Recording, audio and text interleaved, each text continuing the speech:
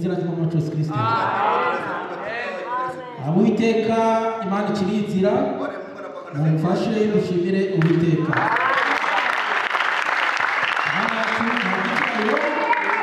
Izina ry'Umwami Yesu Kristo tuzahora twishima kandi imbere yayo niho dukwiye kwishimira. Izina ry'Uwiteka rihabwa icyubahiro mu izina ry'Umwami Yesu Kristo. Kubwo gucunguza uburyumwete reka duhaguruke mwene data aturebera ibitabo. Jonas aturebera ibitabo ijana na 37 igitabo cya Zaburi, igitabo cya Zaburi ahere ku murongo wa mbere ageze ku wa karindwi.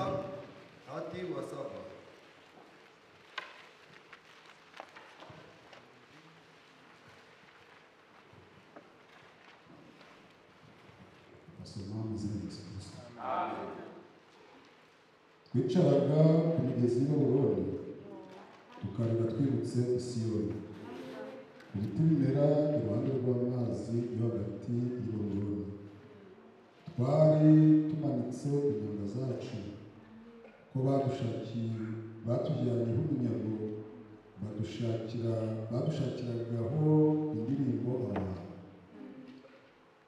Abatunyaze badushakagaho ibyishimo bati nimutubwire ku ndirimbo z'Isiyoni. Twaririmbira dute indirimbo y'Uwiteka mu mahanga? Yerusalemu niwibagirwa ukuboko kwanjye kw'iburyo wibagirwe gukora, ururimi rwanjye rufatane n'urusenge rw'akanwa kanjye. Ninakwibuka ninakunda i Yerusalemu, harutisha ibyishimo byanjye biruta ibindi. Uwiteka ibukira abana ba Edomu wa munsi w'i Yerusalemu, nibo bavuze bati nimuhasenyane n'imfatiro zabo. Wa mukobwa w'i Babuloni we utazabura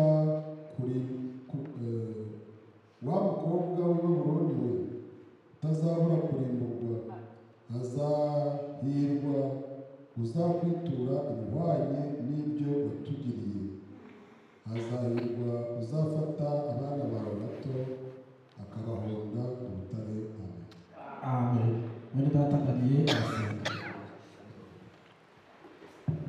Turongeye turagushimiye kandi twumvaje Mwami, ubuhungiro bwacu, byishimo byacu, munezero wacu, byirato byacu ni wowe Yesu Kristo. Izina ryawe ntihabwe icyubahiro. Turaje tuvuye mu magi wacu, twari turi mu ntambara mu sambu y'irwaniro, ariko iruhande rwacu uratuneshereza, wemera utiza tuyumeka muka bazima. Izina ryawe ntihabwe icyubahiro. Warwanye agakomereka, warwanye akagwa, warwanye akananirwa, munsi y'amaraso umubabarire, maze umuhagarike umwemeshe. Nagera imbere yawe umukuremo umwuka w'ubwoba, atinyuke imbere yawe kuko ari umwana udukuramo ubwoba. Bana na bene data bari bashiki bacu, amateraniro y'umugoroba abo amateraniro y'umugisha. Mwami erega turananirwa ariko nunanirwa. Ijambo ryawe rero rirasomwe, ijambo ryawe risomwe gasomerwa amatwi yacu, emera dukuremo umutsima w'ubugingo, maze iri jambo abari bananiwe, abari bacitse intege, barabuze imbaraga, ribongera imbaraga. Emera umugaragu wawe umusige amavuta, numusigira kuvuga, ntabwo dusigire kumva, igicaniro ukeze, abakigose ubeze, maze itorero ryose ribe iry'umugisha. Umwuka wera namanuke abunga mu mutekano w'ahantu. Mana ishobora byose, ngwino umwishingizi w'ijambo ryawe, ngwino umwishingizi w'itorero ryawe. Emera umanukire mu Mwami Yesu Kristo, umanukire no kubana natwe.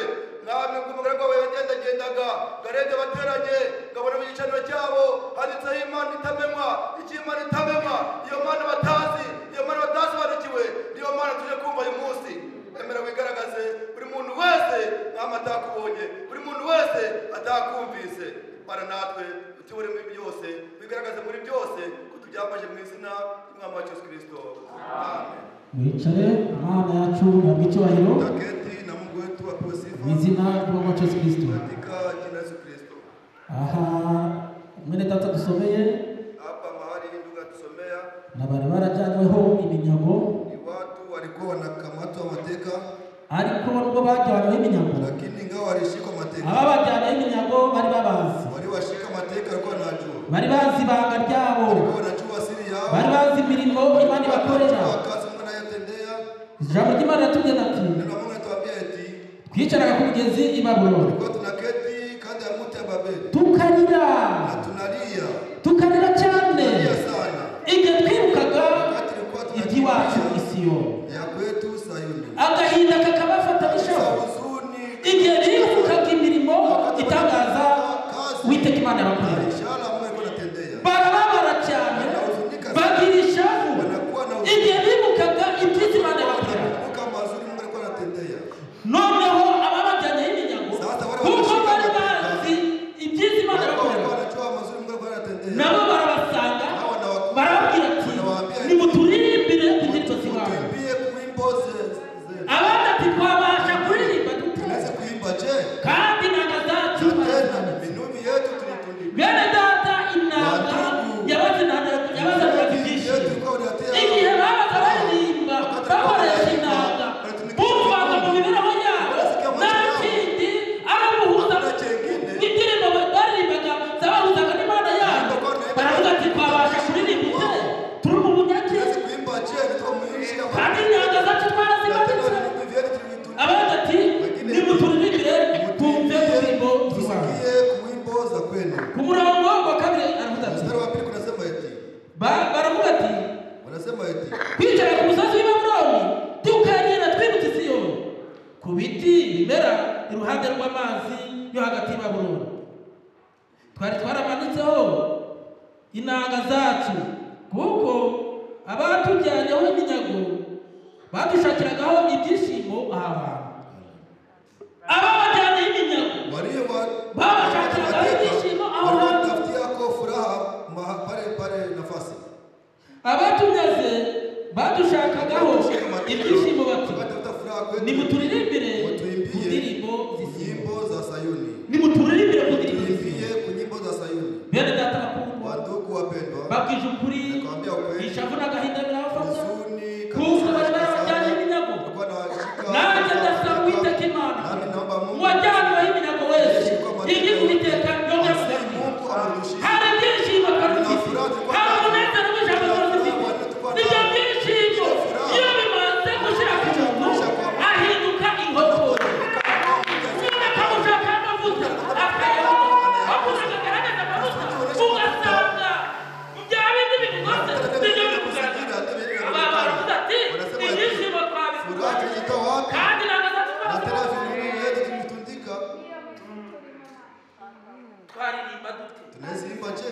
indirimbo y'Uwiteka Wimbo wa Bwana, turi mu mahanga. na tuko ndani ya nchi ya Imana mataifa. yacu idufashe Mungu wetu tusaidie, aturudishie ibyariboneka yenye vilikuliwa na ibyarubona n'ubuzukira ibyo byose senye igihe dutegereje imvura y'umuhindo n'imvura y'itumba Imana turadekarara ngo Imana yongere tugarurire ibyacu, yongere tugarurire umunezero, yongere tugarurire ibyishimo bizina ry'umwami ndakwibuka mushiki wanjye mwene data uyu mugoroba utekerewe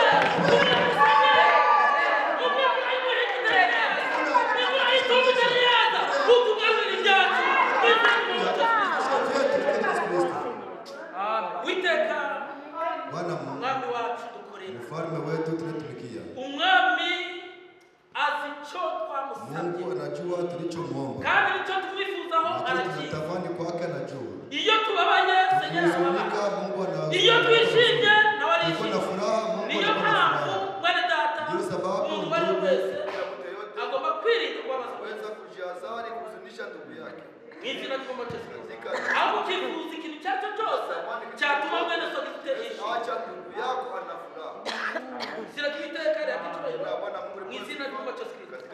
Turebere mu gitabo 122 Angalia kitabu 100 murongo wa mbere kugeza ku wa gatandatu. mstari wa kwanza hadi wa sita. Kitabu cha Zaburi 126 126 ugeze umurongo wa mbere uhereye ku murongo wa mbere kugeza ku wa gatandatu. mstari wa kwanza hadi wa sita.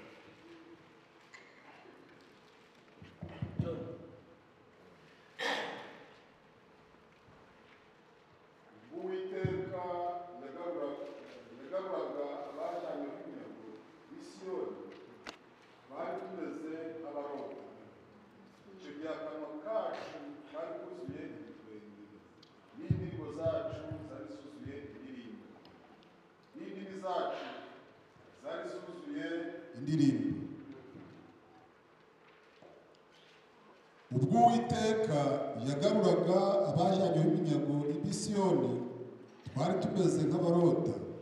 Icyo gihe akanwa kacu kari kuzuye ibitwenge n'indirimbo zacu zari zuzuye indimi zacu zari zuzuye indirimbo.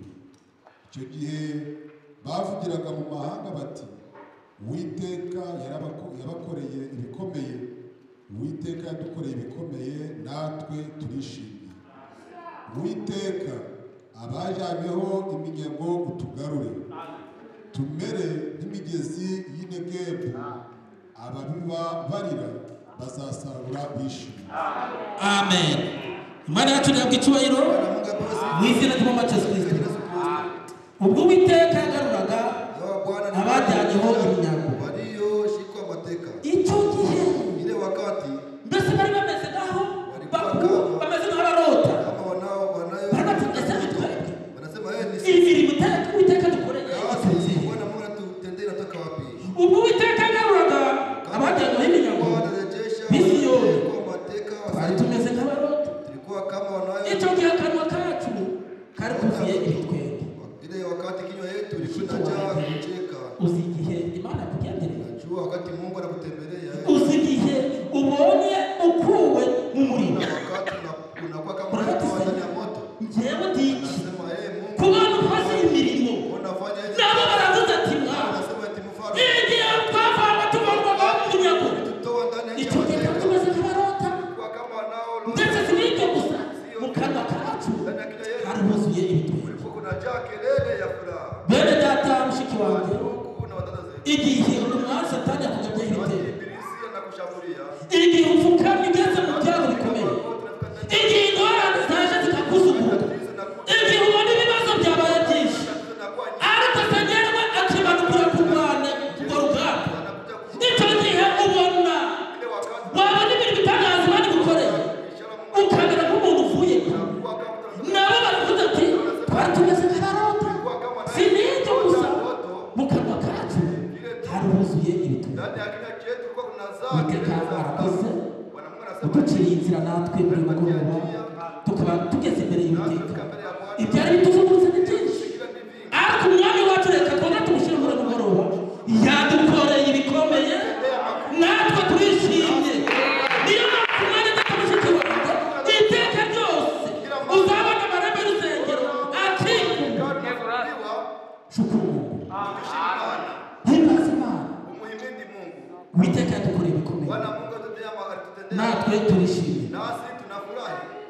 Icyo gihe bavugaga mu mahanga bati Uwiteka yabakoreye ibikomeye, Uwiteka yadukoreye ibikomeye, natwe turishimye. Uwiteka abajyanyeho umunyago utugarura, Uwiteka abajyanyeho umunyago utugarure. Turadekarara muri uyu mugoroba ibyacu byajyanyweho, Uwiteka yabitugarurire mu izina ry'Umwami Yesu Kristo. Iyo migozi y'umwanzi Uwiteka ikanagure, umunezero wongere ugaruke, ibyishimo byongere bigaruke mu izina ry'Umwami Yesu Kristo. Uwiteka abajyanyeho umunyago tumere nk'imigezi y'i Negebu, ababiba barira babwije ukuri. Umuntu aza kubiba ababaye, aza kubiba imbuto yikuye, agenda afite agahinda, nta munezero aba afite, ariko nubwo ajya kubiba ababaye azarura afite umunezero. Bene data, nubwo turimo kubabara, ariko imbere yacu ari byiza. Nubwo turi kubabazwa muri icyo gihe, ariko imbere hari umunezero mu izina ry'Umwami Yesu Kristo. Bene data bakundwa, ntabwo byoroshye. Icyo nasaba muri data mushiki wanjye, komeza ugumemo. Umutwe w'amagambo sije yacu ni iyi, ni ukwibuka imirimo y'Uwiteka. Wibuke imirimo y'Uwiteka.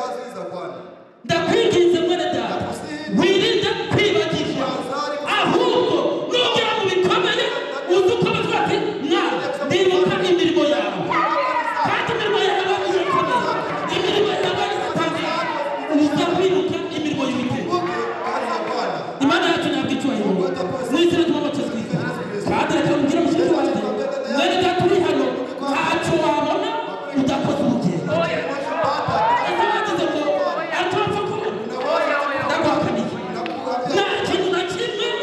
ubasha guhabwa udakoze urugendo mbere y'ikitubona uramaze ufata urugendo utakamata safari kwanza. dusomera mu gitabo cya Zaburi Tusomee kitabu cha Zaburi tena 18 murongo 7 niwo murongo umwe gusa sura ya 18 mstari afite Bibiliya turihuta kugira ngo ducunguze ubw'umwete. tuharakishe na wakati. 18 murongo 7 18 ile mstari murongo umwe wa gusa. ile mstari moja tu. mu mibabaro yanjye Bwana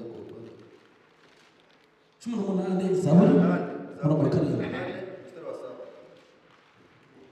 mu mubabaro wanjye nambaje Uwiteka natakiye Imana yanjye yumvira ijwi ryanjye mu rusengero rwayo ibyo natakiye imbere yayo binyinjira mu matwi. Amen. None uwo mubabaro Zile huzuni yatakiye Uwiteka yawutakiye yicaye mu nzira aliombewa kwa Mungu anaombea anakera mu nyumba. Uwiteka yamusubije ari mu nzu. Alikuwa mu nyumba. Oya Hapana. Bibiliya iravuga ati yumvira ijwi ryanjye mu rusengero rwayo. Iyo twaje mu nzu y'Imana tuba twaje guhinga, tuba twaje kuyisaba, tuba twaje kuyinginga mu izina ry'Umwami Yesu Kristo. Yesu Kristo. Mu mibabaro yanjye Ndani ya huzuni wangu nambaje Uwiteka nimuomba Mungu. natakiye Imana yanjye Niliomboleza kwa Mungu. yumva ijwi ryanjye mu rusengero rwayo. Ibyo nayo yitakiye imbere yayo Mbele zake binjira mu matwi. ingia ndani ya Izina ry'Uwiteka rihabwa icyubahiro. Mungu kwa sifa. Kwibuka Kukumbuka imirimo kazi y'Uwiteka. ya Bwana Mungu. Yerukana Yerukana wari ufite abagore babiri, alikuwa na wake wawili, Penina Penina ndetse na mugenzi we Ana. ndugu yake Ana. Yerukana Yerukana yakundaga abagore be bombi, alikuwa anapenda wake ariko Ana yari yarabaye ingumba, lakini Ana alikuwa ni tasa. kidashobokera abana b'abantu, Wenyewe biwezekani kwa ku bandi wanadamu, birashoboka. kwa Mungu inawezekana. Mu gihe rero babaga bagira iminsi mikuru, Wakati wanaenda mu masikukuu, babwije ukuri yazanaga amafunguro pia kweli kwa analeta chakula, kazana umugore we, analetea mke wake, ariko Ana yamuhaga ingubwe lakini Ana yeye anapatia kugira ngo ashire umubabaro, aishe huzuni. ariko Ana umubabaro wanga ashire. Lakini Ana huzuni nakatara kuisha. Iyo umugabo yabaga avuye mu rugo, Bwana wakati alikuwa anatoka kwa nyumba, mugenzi we mukeba we yasigaraga arimo kumushinyagurira, mwenzake mke alikuwa anaacha anamzihaki. ari gisubizo Kuna jibu yaba n'inshuti yawe wisiga akwe nafikiwa atabasha gukemura, hawezi kutatua. ari gisubizo mushiki wanjye waba ufite, Kuna jibu umwana wawe ukunda mu inama mtoto wako munaenda shauri atabasha gukemura, na yeye hawezi kutatua ile ari ikibazo cyazana umutwaro kiremereye, hawezi kuwa ndani ya jamaa nta muntu wabasha kugikemura kitabu mmoja usibye Senyeri wenyine. ila Mungu pekee. Umugabo ati Mwanaume eti Ana, lakini Ana, kubera ko uhora mu kwa mubabaro nini unashinda na huzuni? ntabwo uzi ko urutira abana bavuga iki, Ujue kama mimi niko zaidi ya watoto 10, ariko iryo jambo humuriza lakini ile neno lilikuwa linamfariji byari ukuri, ariko agahinda kweli, lakini huzuni yari afite alikuwa nayo. umutware we Yerukana Bwana wake ntabwo yabasha kubikemura. hangeweza kuitatua. Abasinzire bihangane Anayesinzia msubiri, babwire ko kwibuka imirimo nawaambia y'Uwiteka. kukumbuka kazi ya Bwana. Igihe kiragera Wakati nawadia, Ana arafata imone, anasema eti sasa kurubona ibibazo byabaye ibibazo naona tatizo inakuwa ni tatizo, kandi igisubizo kikaba kitaboneka, na jibu haipatikani. kandi nkaba nzi ko Uwiteka Najua kama Mungu ashobora byose. anaweza yote. Oya, Hapana, kugira ngo icyo mbona kusudi ndabanza nanjye mfata urugendo. nami nitashika safari. Ana Ana agafata urugendo anashika safari, akajya ku rusengero. anaenda ndani ya kanisa. Icyo gihe Ili wakati hari umutambyi mukuru kulikuwa mkuhani kubwa wayoboraga aho ngaho witwaga Yezebeli. safari. Bene data bakundwa, Wandugu wapendwa, burya abahagarara hano imbere ndio kusimama hapa twese turi hano baratuzi, wote tuko hapa, wanatujua, burya baba twitegereza. wanatutazama. Niba ukurikira ijambo Kama unafuata neno, akwitegereza, uko waje kose abakwitegereza.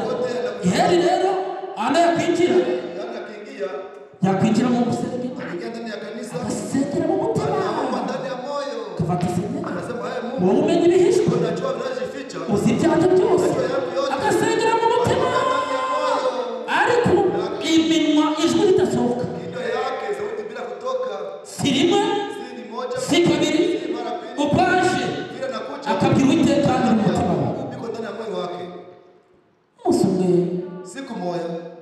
Eli amubonye akimtazama atekereza nk'umuntu, anawazia kama mtu. aravuga birashoboka ko uyu mugore Inawezekana huyu mke atava mu rugo yamaze gusoma, anatoka kunyumba na lisha kunywa. akava mu rugo Anatoka kunyumba yasomye na lisha leo. kubereke Kwa nini?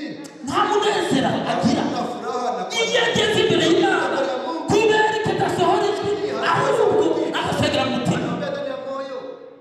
Bene data bakuru, Wandugu wapendwa, Eli anamwambia, ese wowe sasa wewe uzahora n'isindi? utaendelea na kulewa kwako?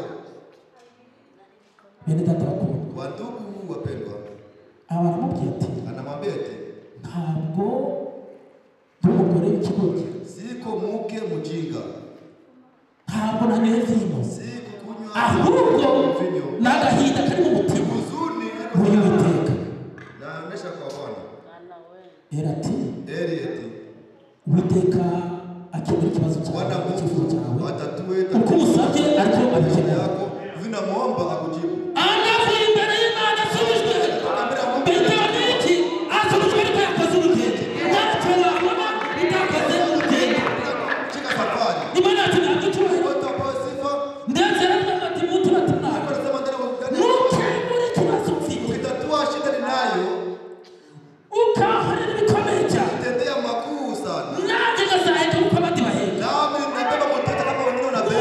mwana nzamutura Mtoto ni kandi azaba imbere y'Uwiteka. tena atakuwa mbele ya Mungu. Bene Amen. data Wandugu bakuru, bashiki wapendwa, wadada banjye, Imana zangu, ntakindi ireba, ireba icyifuzo. anaangalia hitaji.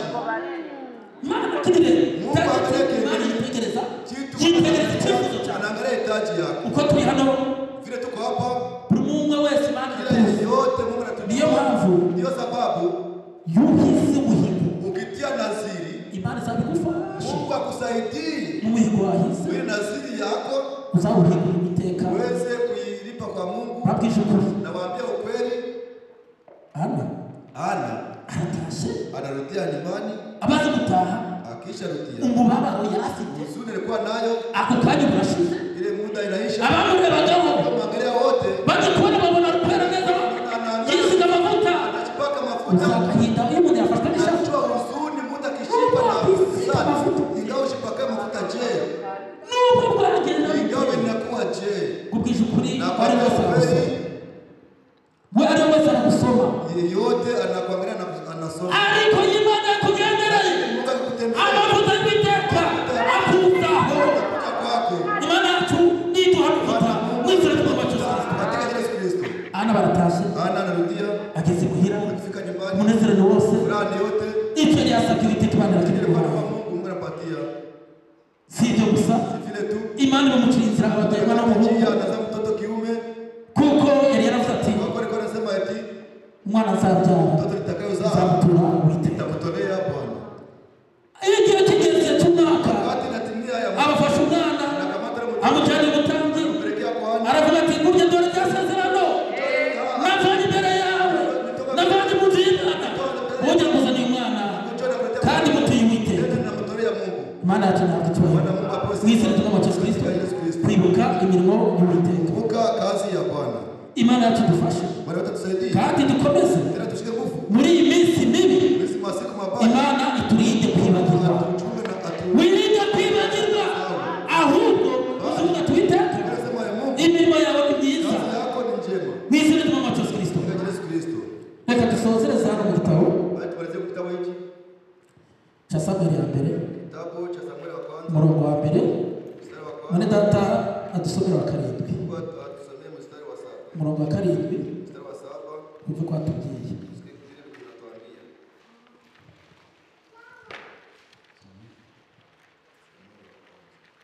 Samweli ya mbere igice cya mbere, Samueli wa kwanza, sura ya kwanza, umurongo wa karindwi.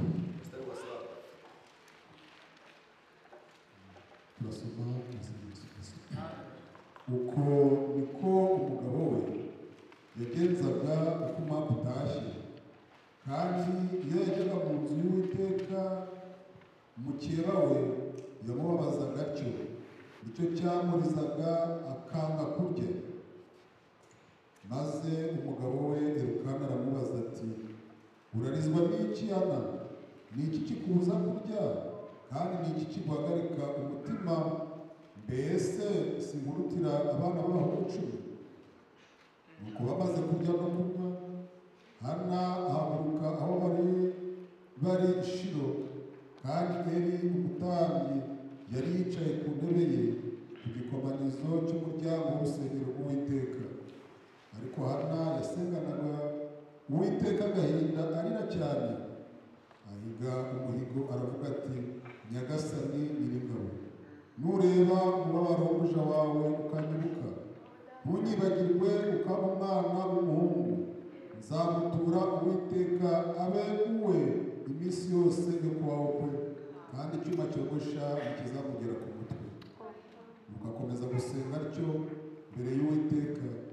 Eli yitegereza umunwa we, kandi muri uwo mwanya Hana yasabiraga mu mutima we, iminwa ye ikanyeganyega, ariko ijwi rye rihimuke.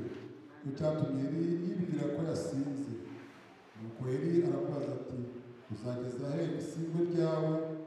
Mbese waretse vino yawe?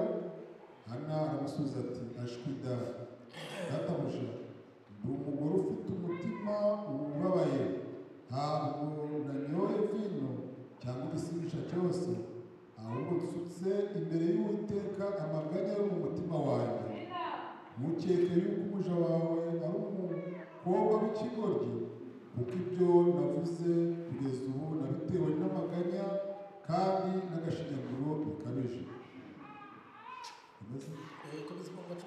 Maze Eli aramusubiza ati, genda amahoro, Imana ya Isirayeli iguhe ibyo uyisabye.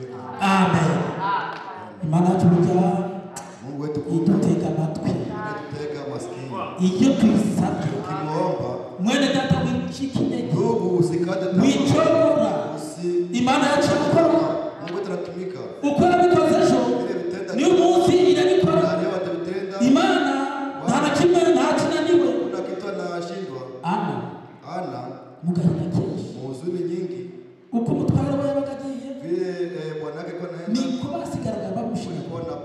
Ese wowe ubuzima ari iki?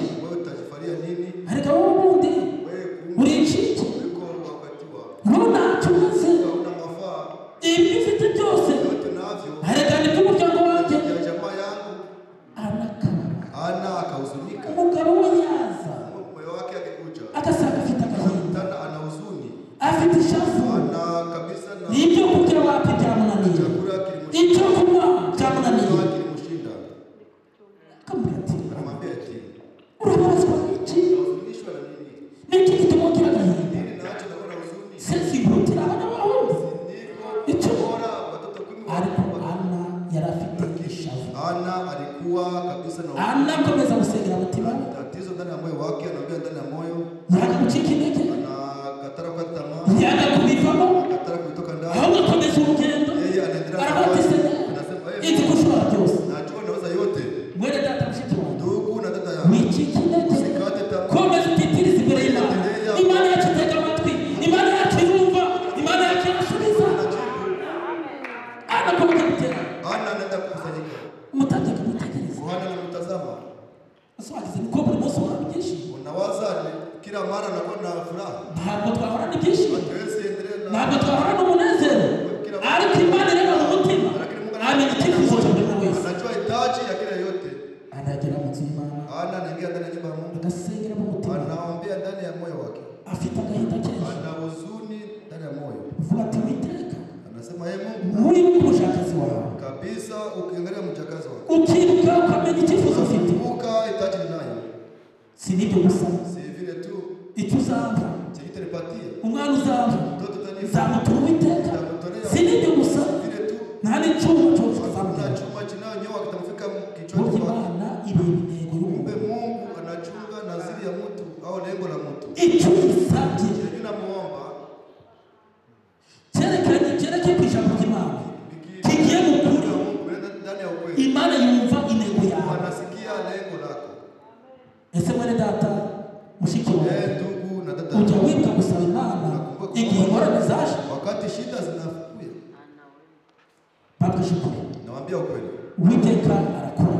Mungu anatenda. Ahubwo igituma tunanirwa Bali nacho tunashindwa ni kwibagirwa imirimo. kusahau kazi zake.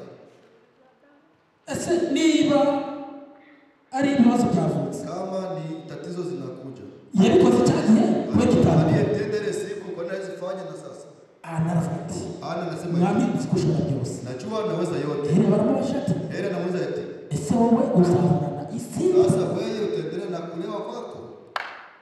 Anati Ana eti mujakazi wawe mjakazi wako ntabwo ndi umugore wagenda gufata vino, siko mke kwenda kushika. ahubwo ikibabaje kinanihuzunisha kiri mu mutima wanjye kiko ndani ya moyo wangu ni ishavu nasa n'Uwiteka. ni kabisa, ni mateso naleta ya Bwana. Yera ati uko usabye Imana Kama vile unamuomba Mungu igenda ibigukorere gukwisa. iende kutendee kama vile unamuomba. Wari ufite agahinda Ilikuwa na huzuni kuko avuye imbere y'Uwiteka asubijwe, ya Mungu anajibiwa.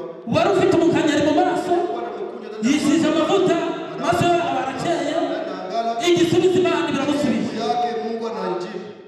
Ntukibaze uburyo uzatabarwa, Usijiulize vile utasaidiwa.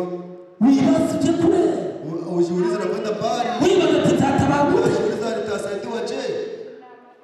Uzatabarwa bose babireba. Utasaidiwa na wote wakiangalia. Mbabwije ukuri Nawaambia ukweli. uko byari bimeze mu gihe cya Moridekayi. Kama vile vilikuwa wakati wa Mordekai. Igihe Amani yari yavuze ati burya nakiriye Amani, Haman alisema eti abwira Moridekayi ndagenda kumanika ku giti. ninataka enda katumika kwa muti. Ariko Moridekayi Lakini Mordekai yari afite ibanga rimwe gusa, alikuwa na siri moja. yari azi ko Imana ishobora byose. Alijua kama Mungu ni muweza yote. Yiringiraga Uwiteka. Kwa tumainia Bwana Mungu. Nuko Amani Bali aba Haman arahamagawe, anaitiwa, ahamagarwa n'umwami anaitwa na mfalme kuko yari yabuze ibitotsi. kwa kuwa alikosa usingizi. Mujakazi Esiteri, Mjakazi wake Esther umwamikazi Esiteri yari yamuzaniye ibibazo. alikuwa analeta swali. Umwami aramubwira ati rero Mfalme anamwambia eti ibibazo ufite byose, swali unayo yote, arabati tujye mu nkera, twende kabisa wakati wa igihe kiba kirageze. wakati natimia. Kuko umwamikazi Esiteri ikibazo cyose cya Moridekayi cyari cyamaze Swali kumugeraho. yote ya Mordekai kile mfikia. Umwami amaze kubwirwa Esiteri Akishaambiwa na aba Esther avuga ati anasema eti ninde uri kamere, ni nani mwenyewe yuko ndani ya chumba?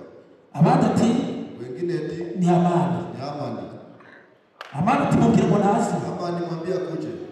Umwami aramubwira ati Mfalme anamwambia eti Amani we Haman ngwino hano. Yari cyegera cye hapa alikuwa umwami akunda mwenye mfalme anapenda, yamukorera iki? anaweza kumfanyizia nini?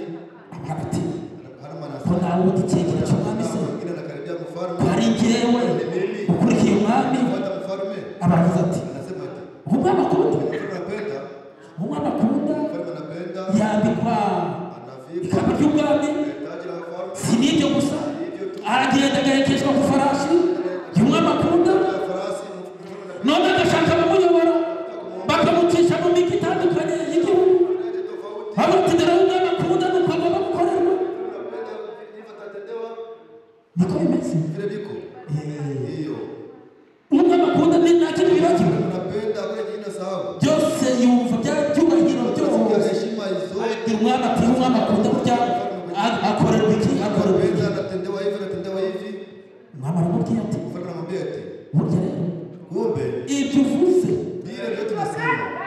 hatabuze na kimwe Kosa taki. ugenda bitegure, Wetu yandaye hanyuma baadaye. urabona uriya mugabo Mwanaume wirwa ku irembo anashinda pale kwa mlango. witwa Moridekayi, Anaitwa Mordekai. umuzane. Numara kumuzana Kisha muleta ibyo byose ubimukore, yote umtendee. ubimwambike, ifarashi yigeze aho ngaho Umtie pale. umushireho. Umtie pale. Si n'ibyo gusa, uraba witwa Gardewe, Ni wewe kabisa. uragenda umunyuza mu migi hose. Umwami akunda, umwami akunda. Unapenda sasa. Nubwo isi dushaririye, Ingawa ulimwengu ni bene atakumva wandugu wapendwa. bafite amahoro iko turi hano, Niko na amani. nitumara kwivamo Tukishatoka hapa, maze biravuga. shida zitatokea. Mwene data mushiki wanjye, Ndugu na dada yangu, wirinde kwibagirwa usianzane kusahau kazi ya Mungu.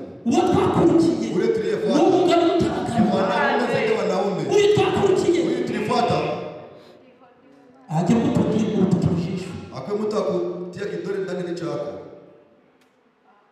Ni kubera ikibazo Ni kwa nini nini uko hapa? Dufite umugabo twaje mushengere. Tuko na wale tukuja kwa Tuzipa umwana w'abantu. tunakuwa tunajua ni mfalme wa wafalme. Imana tunabicyubahiro Tunakuwa byose. sifa katika Yesu Kristo. Mordecai yarafite. Mordecai ibyiringiro yarafite. Yarazi yuko uwo nguwo yapfukamirwa nawe ugisenye. Yarazize iki? Yarazize kwanga gupfukamira Hamani. Uwiteka Imana yacu ni kuri gupfukamirwa. Tuzahora twishima iteka n'iteka. Hatabuze na kimwe rero. Genda bizane ubikorere Mordecai. Mungu amakunda akumucisha hirya. Mungu amakunda.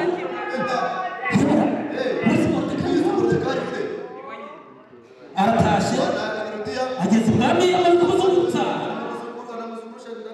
aragiye mu rugo. Madamu we uzi ibyabaye n'ibikomangoma byose bitaranye aho ngaho.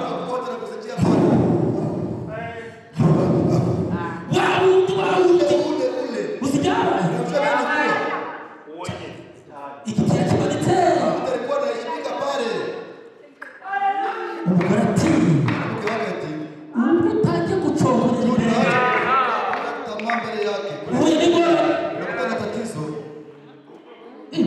arakirinda ibyo uti garuka amakuru yose habari yote imigambi ye yose yagiye ahagaragara ilienda hadharani. akimara kugera aho ngaho Ikishafika pale umwami atajya kumubwira ibyo byose abaragiye. Umwami uburakari ni bwinshi atajya kuzunguruka muri jaride undi ati apfuye we agiye apfukama imbere ya Esita. Umwami arahindukiye agarutse mbega ishyano noneho agiye gufata umwami bene data bakunda